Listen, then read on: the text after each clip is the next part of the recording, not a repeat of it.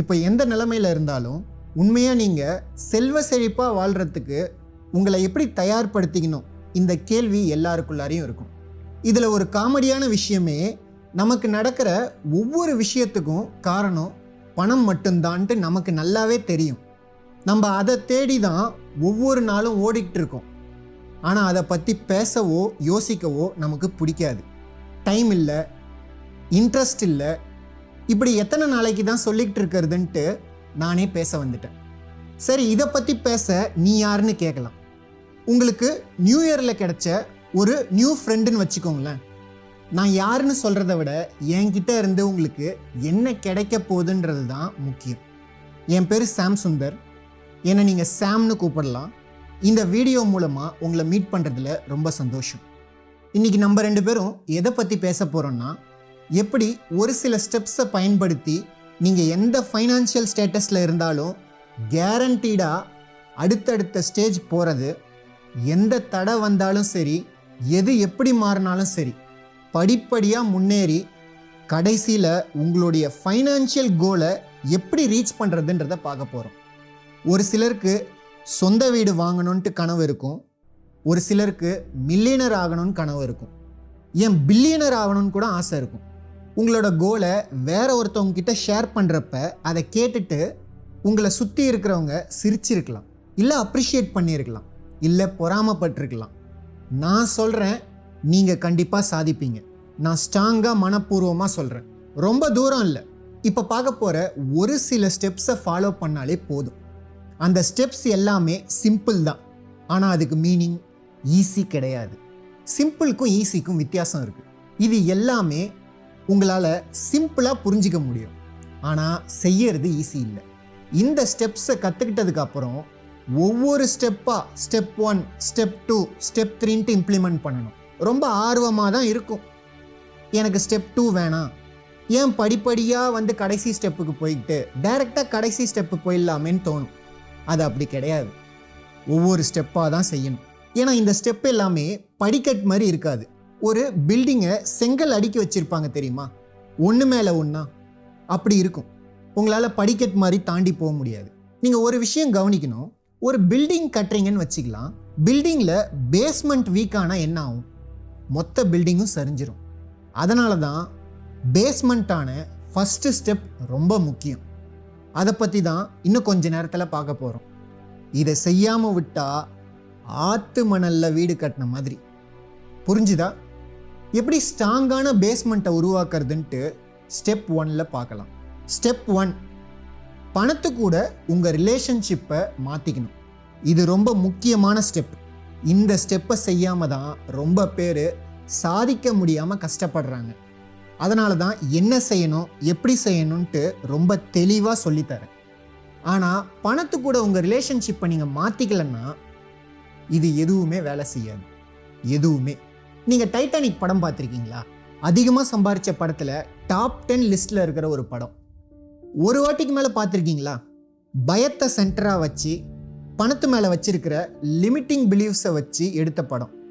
அந்த படம் உங்களுக்குள்ள என்ன விதைக்குதுன்னா, ஏழையாக இருக்கிறது ரொம்ப புனிதமானது, பணக்காரனாக இருக்கிறது ரொம்ப தப்பு, பணம் ஒரு கெட்ட விஷயம், இதெல்லாம் தான் சொல்லி தருது. ஆனால் நீங்கள் சொல்லலாம், சாம் அது ஒரு லவ் ஸ்டோரி தானே, அது வெறும் ஜாக் ரோஸை பற்றின ஸ்டோரி தானே, அந்த படத்தில் என்ன தப்பு இருக்குது சாம் அப்படின்னு நீங்கள் கேட்கலாம். ஜாக்கோட ஃபஸ்ட்டு சீன் ஞாபகம் இருக்கா? சூதாடிக்கிட்டு இருப்பான், கரெக்டாக? நல்லா ஜாலியான லைஃபு, என்ஜாய் பண்ணுற ஒரு கேரக்டரு. க்ரூஸில் போகிறதுக்கு டிக்கெட் எப்படி வாங்குவோம்? கேம்பிளிங் பண்ணி தான் வாங்குவோம். ஸோ சீன் ஓப்பன் ஆகுது. ஸ்மார்ட்டாக ஒரு பையன் இருக்கான். பணம் இல்லாததுனால அவனுக்கு அதிர்ஷ்டம் தேவைப்படுது. என்ன தேவைப்படுது? அதிர்ஷ்டம் தேவைப்படுது. இதிலேருந்து ஃபஸ்ட் லெசன் என்ன கற்றுக்கிட்டோம்? ஏழை எதை பற்றியும் கவலைப்படுறது இல்லை, கஷ்டப்படுறது இல்லை, சந்தோஷமாக வாழ்க்கையை வாழ்கிறான். கரெக்டாக? அதுதான் ஃபஸ்ட்டு சீன். என்ன வேணா நடக்கட்டும், நான் சந்தோஷமாக இருப்பேன் அப்படின்ட்டு ஜாலியாக இருக்கான். டிக்கெட் ஜெயிச்சிட்டான். ஒரே ஃபன் தான். அதுதான் படத்தோட ஃபஸ்ட்டு 5 to 10 minutes. இந்த இன்ஃபர்மேஷன் தான் நமக்குள்ளே போகுது. அடுத்தது அந்த கேரக்டர் உள்ளே வந்ததும் பணக்காரன் எந்த மாதிரியான பிரச்சனையெல்லாம் ஃபேஸ் பண்ணுறான்றதை யோசிங்க. உள்ளே வந்ததும் ஹீரோயினை மீட் பண்ணுறான். ஹீரோயின் யார்? நம்ம ரோஸ். அப்போ ரோஸ் என்ன பண்ணிட்டு இருந்தாங்க? ஒரு பணக்கார பையனை கல்யாணம் பண்ணிக்கிறதா இருந்தாங்க. சந்தோஷமாக இருந்தாங்களா? இல்லை. இன்ஃபேக்ட் அது கட்டாயப்படுத்தி அரேஞ்ச் பண்ணியிருந்த ஒரு மேரேஜ். பொதுவாக பணக்காரங்க சந்திக்கிற எல்லா பிரச்சனையும் யோசிச்சு பாருங்க. எவ்வளோ டேக்ஸ் கட்டணும், வேலைக்காரங்களுக்கு உடம்பு முடியாமல் போயிட்டா என்ன பண்ணுறது, பார்க் பண்ணி வச்சுருந்த BMW காரை யாராவது பொறாமையில் கோடு போட்டு போயிட்டா என்ன பண்ணுறது, இதெல்லாம் நடக்குது. சரி, அதெல்லாம் விடுங்க. 2வது சீனில் ரோஸை மீட் பண்ணுறோம். ரோஸ் சந்தோஷமாக இல்லை. ஏன்னா ஒரு போரிங்கான பணக்கார பையனை கல்யாணம் பண்ணிக்க போகிறதால சந்தோஷம் இல்லை. ஆனால் ஜாக் அப்படி இல்லை. ஜாலியாக, அழகாக, முக்கியமாக சந்தோஷமாக இருந்தான். ரோஸோட பேரண்ட்ஸ் எல்லாத்தையும் கட்டாயப்படுத்தி செய்ய வைக்கிறாங்க. இதுதான் 2வது சீன். அதுவும் ரோஸ் அவங்க அம்மா ரொம்ப கட்டாயப்படுத்துகிறாங்க. அந்த கல்யாணத்தையே ஏதோ ஃபேமிலிக்காக தலையெழுத்தேன்னு ஒத்துக்கிட்டாங்க ரோஸ். இன்ட்ரெஸ்டிங். அதுவும் அந்த பணக்கார பையன் செம அழகாக ஒரு டைமண்ட் நெக்லஸை போட்டும் ரோஸ் சந்தோஷமாக இல்லை. ஸோ 2வது பாடம் நம்ம என்ன கற்றுக்கிட்டோம்? பணம் வேணும்னா நீ உன்னுடைய சோலையே விற்றுட்டு சந்தோஷத்தை இழந்துட்டு ஒரு ஜடம் மாதிரி வாழணும். அதுதான் 2வது லெசன். சோல் செத்து போச்சு, கனவெல்லாம் மூட்டை கட்டி வச்சாச்சு, என்ன செய்யணும்னு ஆசையோ அதெல்லாம் செய்ய முடியாது. பணக்காரனை கட்டிக்கிட்டா சந்தோஷத்தை இழந்து தான் பணத்து கூட வாழணும். Let's continue. படம் கொஞ்சம் போக போக ரோஸ் ஃபஸ்ட் கிளாஸில் உட்காந்து சாப்பிடுவாங்க. ஜாக் 3rd கிளாஸில் உட்காந்துட்டு சாப்பிடுவான். ரோஸ் சாப்பிட்ற ஃபஸ்ட் கிளாஸ் டைனிங்கில் எல்லாரும் வெறுப்பாக மூஞ்ச உருன்னு வச்சுக்கிட்டு பிராந்தியை சிப் பண்ணிக்கிட்டு சிகரெட் பிடிச்சிக்கிட்டு ஒரு மாதிரியாக வித்தியாசமாக இருப்பாங்க. யாருமே சந்தோஷமாக இருக்கிற மாதிரி தெரியாது. போலியான சிரிப்பு. யார் ரிச்சாக நடந்துக்கிறோன்ட்டு ஒருத்தவங்க கூட ஒருத்தவங்க கம்பேர் பண்ணிப்பாங்க. அந்த சீன் ஞாபகம் இருக்கா? அப்போ ஜாக் அங்கேருந்து வந்து ரோஸ் கிட்ட கீழே இறங்கி வாங்க 3rd கிளாஸ்க்கு, பார்ட்டினா என்னன்னு காட்டுறேன்னு சொல்லுவோம். ஸோ ஃபஸ்ட் கிளாஸ் சந்தோஷமாக இல்லை, 3rd கிளாஸ்க்கு வா, அங்கே தான் பெரிய ஃபன்னே இருக்குது, ரைட்? ரோஸ் 3rd கிளாஸ்க்கு வந்ததும் என்ன பண்ணுறாங்க? ரோஸ் ஜாலியாக மாறிட்டாங்க. ஞாபகம் இருக்கா? பாட்டெல்லாம் பாடிக்கிட்டு ஜாலியாக கையெல்லாம் கோத்துக்கிட்டு டான்ஸ் ஆடுவாங்களே, அந்த சீன் ஞாபகம் இருக்கா? இங்கே என்ன சொல்கிறாங்க? ஏழை பணக்காரங்களை கம்பேர் பண்ணுறதை விட நல்லா பாடிக்கிட்டு ஆடிக்கிட்டு சந்தோஷமாக நல்லவங்களாக இருப்பாங்க. பட் பணக்காரன் கேவலமாக வெறுப்பாக ரோபோ மாதிரி இருப்பாங்க. 3rd கிளாஸில் தான் உண்மையான ஃபன். புவர் பீப்புள் கூட சுத்தனா ஃபன்னாக இருக்கும். அப்போ தான் உங்களை எல்லாரும் அக்செப்ட் பண்ணிப்பாங்க. நீங்கள் சந்தோஷமாக இருக்கணும்னா பெட்டர் பூராவே இருந்துடலாம். அப்போ தான் தனியாக மாட்டிக்க மாட்டீங்க. கண்டினியூ பண்ணுவோம். அப்புறம் கப்பல் ஐஸ்பர்கில் போய் மோதிச்சு. அப்புறம் என்ன? பணக்காரங்களாம் முந்திக்கிட்டு போட்டில் ஏறி போகிறாங்க, லஞ்சம் கொடுத்து. ஞாபகம் இருக்கா அந்த சீனு? கப்பல் முழுகுது. இதில் ரொம்ப கெட்ட விஷயமே என்னென்னா, ரோஸோட பணக்கார ஃபியான்ஸ் இருக்காங்கல்ல, ஒரு அம்மா கிட்ட இருந்து குழந்தைய பிடிக்கிட்டு போட்டில் ஏறி போயிருப்பார். அவன்லாம் என்ன மனுஷன்? ஒரு குழந்தைய தாய்கிட்ட இருந்து பிடுங்கி. சே, இந்த பணக்காரங்களே இப்படி தான். சப்கான்ஷியஸாக என்ன பதியுது? இந்த பணக்காரங்க சுயநலவாதிங்க. அவனை காப்பாற்றிக்க எதை வேணா செய்வான். ஒரு குழந்தைய அம்மா கிட்ட இருந்து கூட திருடிக்கிட்டு போவாங்க பணத்துக்காக. இவங்கெல்லாம் என்ன மனுஷ ஜென்மம்? அப்படியே படத்தோட எண்டுக்கு போவோம். இப்போ ரோஸுக்கு 100 வயசாயிடுச்சு. ஞாபகம் இருக்கா?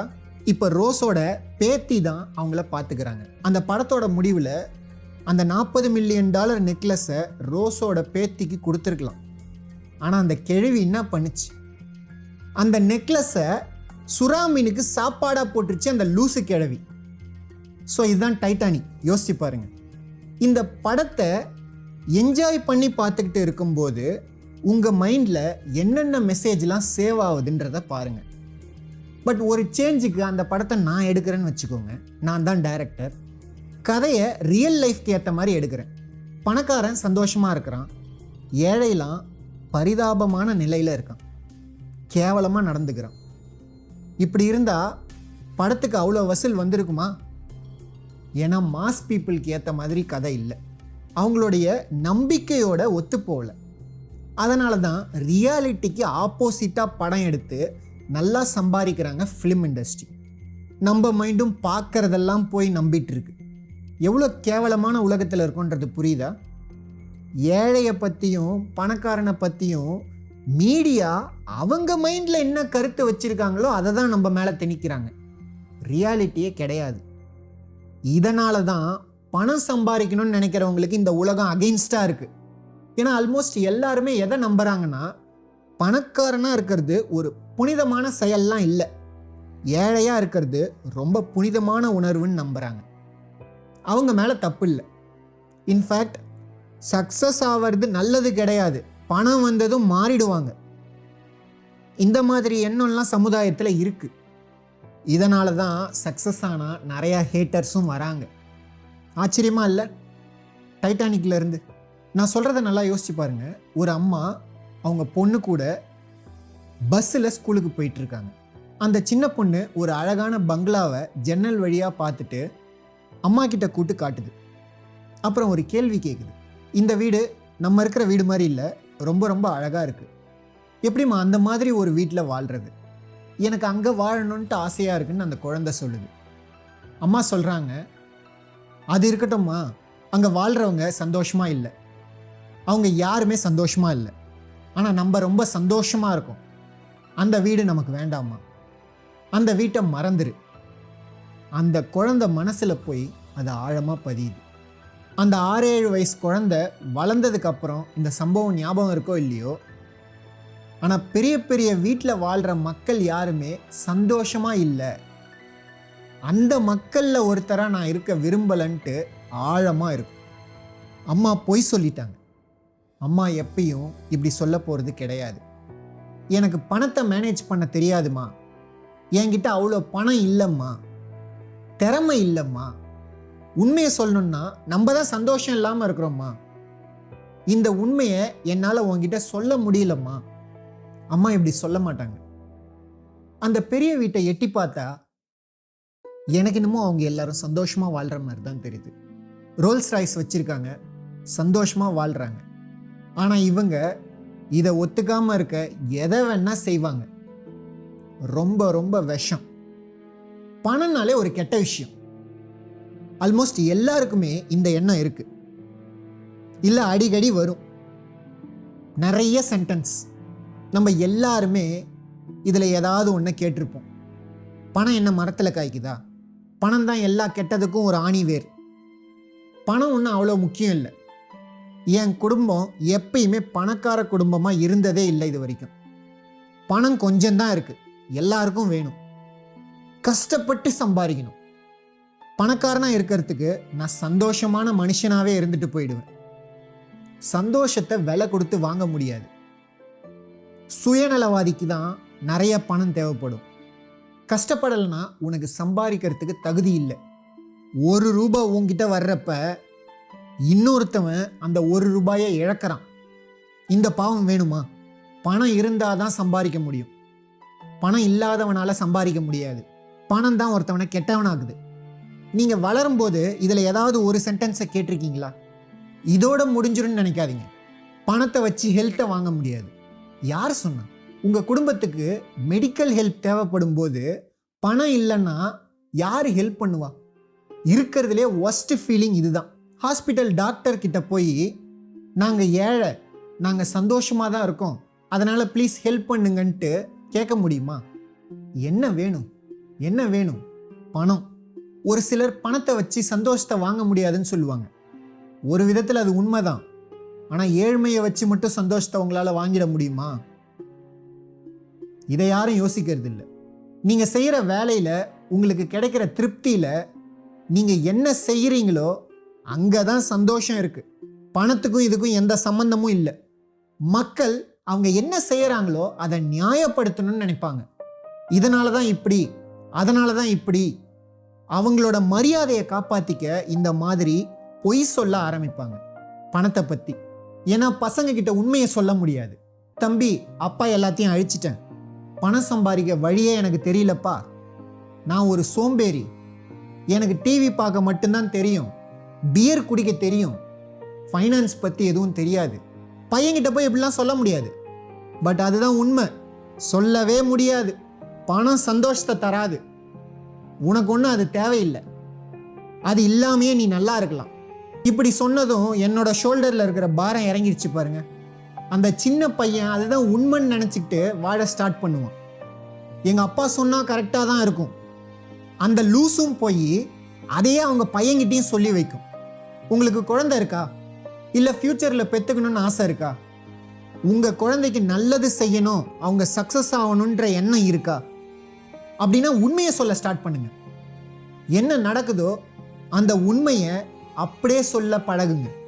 கடனில் இருக்கீங்கன்னா அப்பாவுக்கு கடன் நிறையா இருக்குன்னு சொல்லுங்க. ஏன் கடன் வாங்கினீங்கன்னு பசங்க கேட்டால் உண்மையை சொல்லுங்க. இதனால தான் இந்த முடிவை எடுத்தேன், ஆனால் இது தப்புன்னு கற்றுக்கிட்டேன்.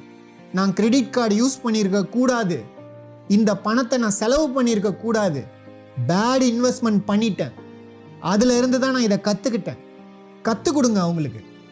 அதை விட்டுட்டு இந்த சென்டென்ஸில் எதையாவது ஒன்று சொல்லி வைக்காதீங்க. உங்கள் குழந்தைங்கள்லாம் ஸ்மார்ட், ஈஸியாக கற்றுப்பாங்க. அப்படின்னா இன்வெஸ்ட் பண்ணுறப்ப நான் கேர்ஃபுல்லாக இருக்கணும். எப்படி மணி வேலை செய்யுது இதை பற்றிலாம் யோசிக்க ஸ்டார்ட் பண்ணுவாங்க. உங்ககிட்ட வந்து கேட்க ஸ்டார்ட் பண்ணுவாங்க. உங்களை நம்ப ஆரம்பிப்பாங்க. பெருசானா பசங்க பேரண்ட்ஸை மதிக்க மாட்டேங்குதுன்னு நிறையா பேருக்கு எண்ணம் இருக்கும். நீங்கள் பண்ணுற வேலை அந்த மாதிரி. இதை செஞ்சீங்கன்னா இனிமேல்ட்டு அந்த பிரச்சனை வராது. ஈஸியாக கற்றுப்பாங்க. அவங்களாம் உண்மையாகவே ஸ்மார்ட்.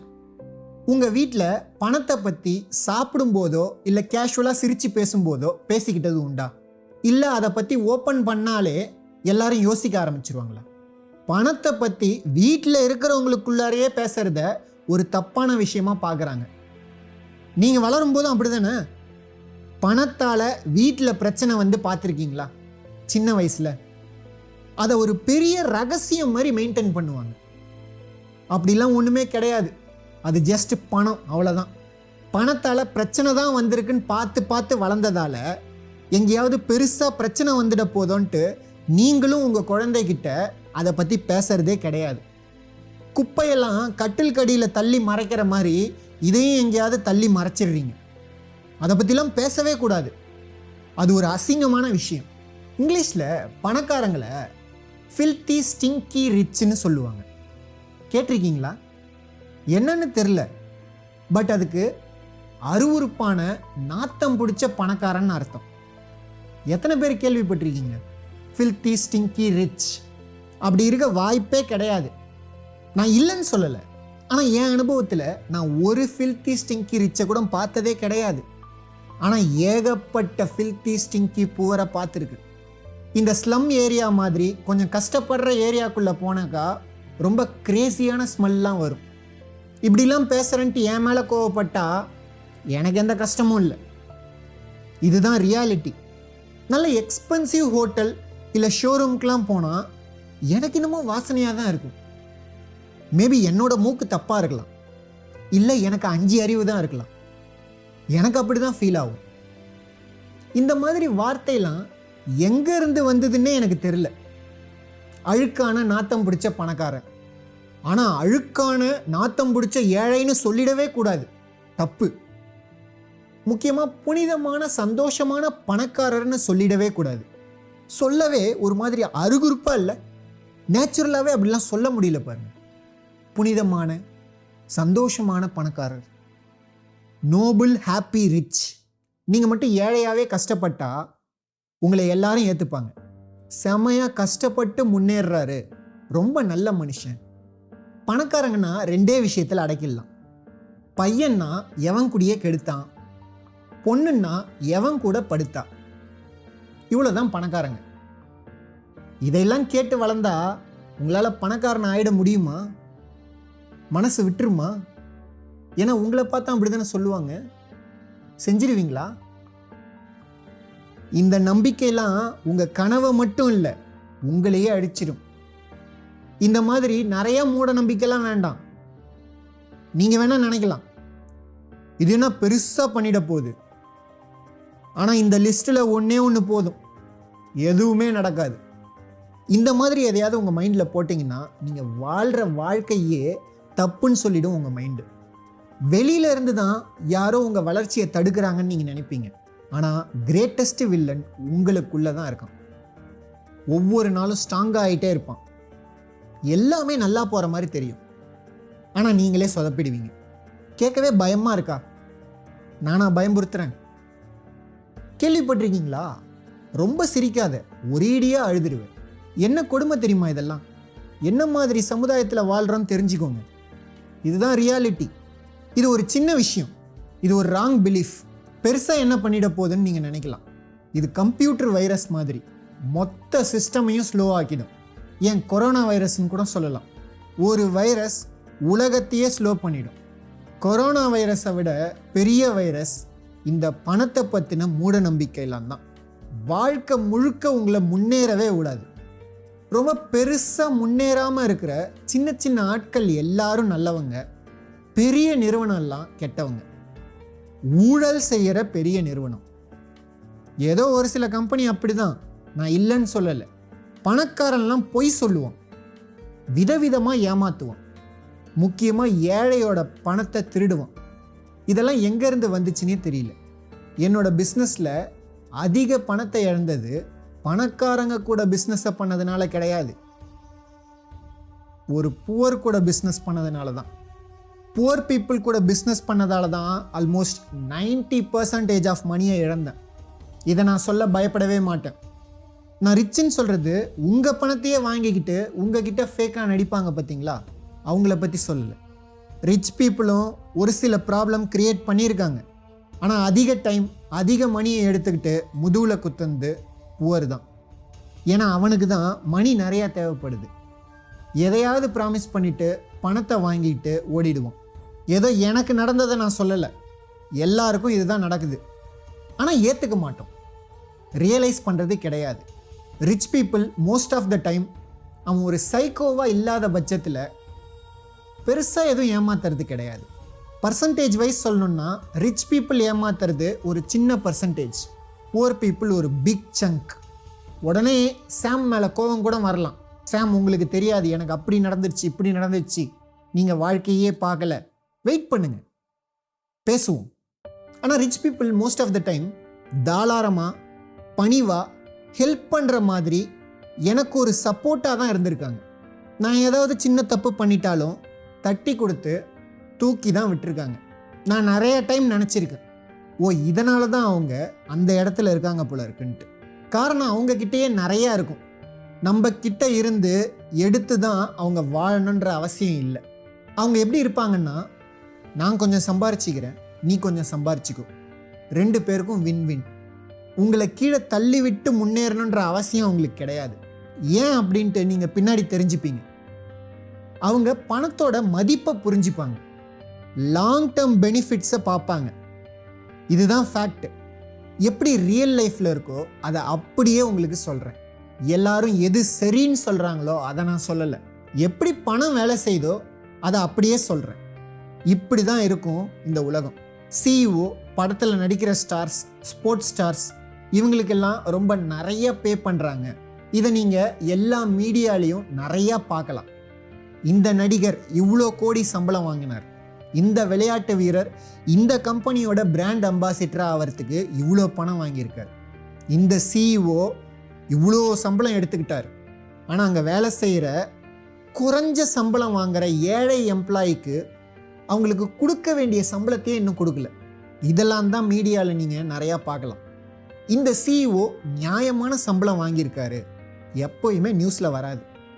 எல்லாமே நெகட்டிவ். பணம் எனக்கு வேணும், ஆனால் பணக்காரன் கெட்டவன். ஒரு விஷயம் தெரியுமா, அவங்க எதிர்பார்க்கறத செய்யலைன்னா அவங்க எல்லாருமே கெட்டவங்க தான். பணக்காரன் நீங்கள் எதிர்பார்க்கறத செய்ய மாட்டான். ஏன்னா அதுக்கு நீங்கள் பணக்காரனாக ஆகிட்டு தான் தெரிஞ்சுக்கணும். அது வரைக்கும் உங்களுக்கு புரியாது. யாருக்கு நஷ்டம்? உங்களுக்கு தான். பணம் எல்லா இடத்துலையும் இருக்குது. நீங்கள் தான் அதை உங்கள் மூட நம்பிக்கை ஃபில்டர் வழியாக பார்க்குறீங்க. உங்கள் கண்ணுக்கு அது தெரியல. பணத்தை பற்றி உங்ககிட்ட என்னென்ன மூட நம்பிக்கை இருக்குன்ட்டு இதை கண்டுபிடிக்க ஒரு சின்ன எக்ஸ்பெரிமெண்ட் செய்யலாம். என்னோடய ஸ்டூடெண்ட்ஸ் ஏற்கனவே இதை செஞ்சுருப்பாங்க, இருந்தாலும் பரவாயில்ல. என் ஸ்டூடெண்ட்ஸ் நீங்கள் பார்க்குறீங்கன்னா மறுபடியும் ஒரு வாட்டி செய்யுங்க. நீங்கள் இப்போ உங்கள் மூட நம்பிக்கை எல்லாத்தையும் கண்டுபிடிக்க போகிறீங்க. 5 நிமிஷம் டைம் தரேன். இந்த வீடியோவை பாஸ் பண்ணிவிட்டு ஒரு பேப்பர் பென் எடுத்துக்கிட்டு 2 ஸ்டேட்மெண்ட்டை ஃபில் பண்ணுங்கள். நம்பர் 1, நான் ஏன் பண விஷயத்தில் இன்னும் முன்னேறாமல் இருக்கிறேன். காரணம் டேஷ். நம்பர் 2, எனக்கு பணம் சம்பாதிக்கணும்னு ஆசை, ஆனால் டேஷ். எவ்வளோ சென்டென்ஸை ஃபில் பண்ண முடியுமோ எல்லாத்தையும் எழுதுங்க இந்த 2 சென்டென்ஸை வச்சு. ஃபார் எக்ஸாம்பிள், ஒரே சென்டென்ஸ், ஃபஸ்ட்டு சென்டென்ஸில் எத்தனை காரணம் சொல்ல முடியுமோ அத்தனை காரணம் சொல்லுங்கள், எழுதுங்க. உங்களுக்குள்ளே இருக்கிற லிமிட்டிங் பிலீஃப்ஸ் எல்லாமே வெளியில் வந்துடும். செய்யுங்க. செஞ்சுட்டு இந்த வீடியோவை கண்டினியூ பண்ணுங்கள். ஓகே, நீங்கள் இப்போ அந்த லிமிட்டிங் பிலீஃப்ஸ் எல்லாத்தையும் லிஸ்ட் பண்ணியிருப்பீங்க. ஒரு சிலர் அப்புறமா செய்யலான்ட்டு விட்டுட்டு இருப்பீங்க. வழக்கமாக நடக்கிறது தானே. இதை நான் எனக்கு செய்கிறப்ப என்னுடைய மிகப்பெரிய லிமிட்டிங் பிலீஃப்ஸாக இருந்தது, பிஸ்னஸ் ஆரம்பிக்கிறதுக்கு என்கிட்ட போதுமான பணம் இல்லை. இதுதான் பெரிய காரணமாக இருந்துச்சு. அப்புறம் தான் எனக்கே புரிஞ்சுது, இதெல்லாம் ஒரு காரணமே கிடையாதுன்ட்டு. ஜஸ்ட் அது என்னோட மூட நம்பிக்கை தான்ட்டு. பணத்தை பற்றி ஒரு மிகப்பெரிய தத்துவமே இருக்குது. It takes money to make money. பணம் இருந்தால் தான் பணம் சம்பாதிக்க முடியும். இது ஒரு கேவலமான பொய். அப்படின்னா சாம், எது உண்மை? உண்மையை தெரிஞ்சுக்க விரும்புகிறீங்களா?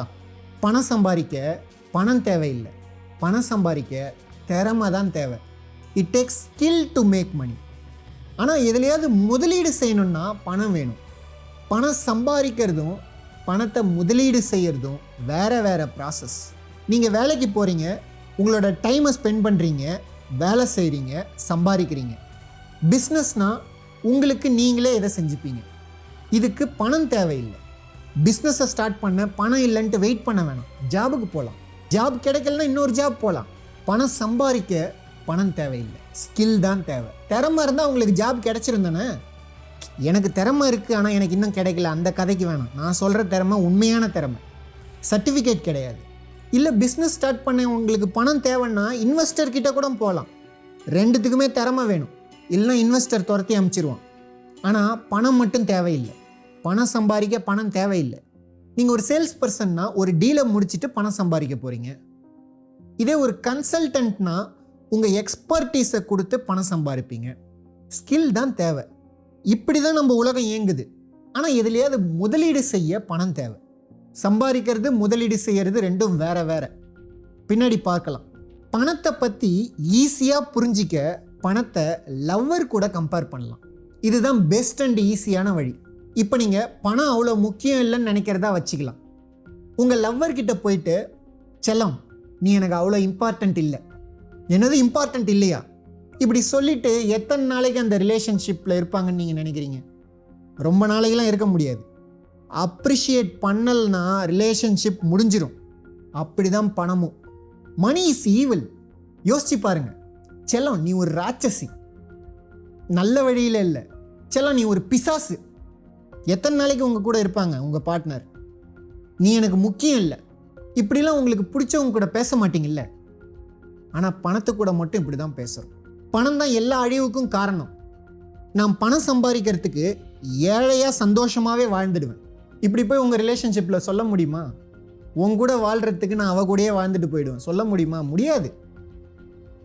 நீங்கள் ரிலேஷன்ஷிப்பில் இருக்கீங்கன்னா பணத்தையும் அதே மாதிரி பாருங்கள். ப்ரோ நான் முரட்டு சிங்கிள் அப்படிலாம் சொல்லாதீங்க. எதாக இருந்தாலும் உங்கள் ஃப்ரெண்ட்ஸுக்கு அட்வைஸ் பண்ணியிருப்பீங்கல்ல, உங்கள் ஃப்ரெண்ட்ஸ் யாராவது லவ் பண்ணியிருப்பாங்கல்ல, உங்களுக்கு நல்லாவே தெரியும் ரிலேஷன்ஷிப்பில் எப்படி நடந்துக்கணுன்ட்டு. இந்த கருமத்துக்கு தான் நான் எந்த ரிலேஷன்ஷிப்லேயும் இல்லை, சிங்கிளாகவே இருக்கேன்னு நீங்கள் சொல்கிறீங்கன்னா, பணம் சம்பாதிக்கிறதுக்கு இதெல்லாம் செய்யணுன்னா நான் ஏழையாகவே இருந்து செத்துடுறேன்னு சொல்கிறதுக்கு சமம். சரி, அந்த டாப்பிக்கெலாம் நம்ம போக வேணாம். நம்ம இன்றைக்கி ரிலேஷன்ஷிப் கிளாஸில் இல்லை. லவ்வரை எப்படி ட்ரீட் பண்ணுவீங்களோ அப்படி தான் பணத்தையும் ட்ரீட் பண்ணணும். இப்போ புரியுதா ஏன் உங்கள் கூட பணம் சுத்த மாட்டேங்குதுன்ட்டு? கண்டவன் கூட போகுதுன்னா யார் குறை சொல்லாமல் அப்ரிஷியேட் பண்ணுறாங்களோ அவங்கக்கிட்ட தான் போவாங்க. நான் பணத்தை பற்றி பேசுகிறேன், வேற எதுவும் நினச்சிக்காதீங்க. உங்களுக்கு பிடிச்ச மனுஷங்களை நீங்கள் இப்படி ட்ரீட் பண்ண மாட்டீங்க தானே? உங்கள் கூடவே உங்களுக்கு பிடிச்சவங்க இருக்கணும்னா என்ன பண்ணுவீங்க? ஃபஸ்ட்டு அவங்கள லவ் பண்ணணும், அப்ரிஷியேட் பண்ணணும், கொஞ்சணும், பணிவாக நடந்துக்கணும், அடிக்கடி பேசணும். இப்படிலாம் பேசாமல் செல்லம் இனிமேல்ட்டு உன்னை பற்றி நான் சாப்பிடும்போதோ ஃப்ரீயாக இருக்கும்போதோ கண்டுக்கவே மாட்டேன், நீ எக்கேடு கெட்டு போனால் எனக்கு என்ன, இப்படி பேசினா உங்கள் ரிலேஷன்ஷிப் நீடிக்குமா? பணம் மட்டும் எப்படி நீடிக்கும்? ஒரு எம்ப்ளாயின்னா டேக்ஸ் கட்டும்போது மட்டும்தான் ஏதோ ஒரு புக்கை எடுத்து வச்சுக்கிட்டு பார்த்துட்டு, வேறு எப்பயுமே பணத்துக்கும் உங்களுக்கும் ரிலேஷன்ஷிப்பே கிடையாது. அதை பற்றி யோசிக்கவே மாட்டீங்க. அப்புறம் எப்படிங்க இருக்கும் பணம்?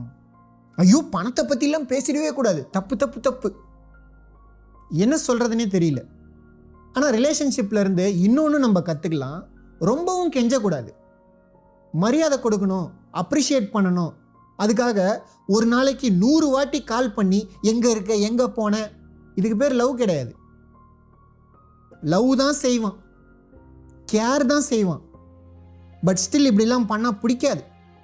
ரிலேஷன்ஷிப்பில் நீயே ஒரு ஸ்பை மாதிரி, சிபிஐ மாதிரிலாம் விசாரணை பண்ணிட்டு இருக்கக்கூடாது. அப்படி பண்ணால் நீங்கள் நினைக்கிறது நடக்கவும் செய்யாது. அதே மாதிரி ஒரு சிலர்லாம் பணத்தை பார்த்தாலே செம்மையாக பயப்படுவாங்க. ஐயோ, 500 ரூபா இப்படி போட்டு வச்சிருக்கியே, தொலைச்சிட்டா என்ன ஆவறது, அப்படியே கையெல்லாம் நடுங்கும், பயத்தோடு அதை தொடுவாங்க. இதெல்லாம் ரிலேஷன்ஷிப்பில் ஒர்க் ஆகாது. எதெல்லாம் ரிலேஷன்ஷிப்பில் ஒர்க் ஆகாதோ அது மணிக்கிட்டேயும் ஒர்க் ஆகாது, அடையவே முடியாது. இதை மட்டும் நான் ரகசியமாக வச்சுப்பேன், இது எதுவும் ஒர்க் ஆகாதுப்பா, புரிஞ்சுதா? அதை விடுங்க. ஏன் தான் பணத்தை பார்த்து அப்படி பயந்து சாவறாங்களோ. நிறைய பணம் உங்கள் வாலெட்டில் இருக்குதுன்னு வச்சுக்கோங்க. உங்கள் அப்பா அம்மா அதை பார்த்துட்டு என்ன சொல்லுவாங்க?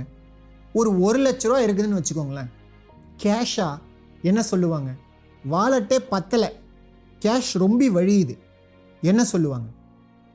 தொலைச்சிட போகிற, யாராவது திருடிட போகிறாங்க, கடத்திட்டு போனால் என்ன ஆகும்?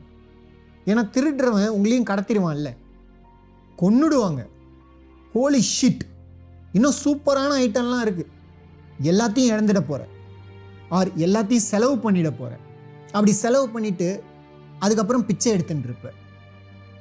அப்படி செலவு பண்ணிட்டா என்ன சொல்லுவாங்க? உன்னை நீயே கண்ட்ரோல் பண்ணுறதுக்கு துப்பு இல்லை, நான் உன்னை நம்பி பணம் தரமாட்டேன், பெட்டர் நீயும் உன்னை நம்பாத, காலி பண்ணிடுவ.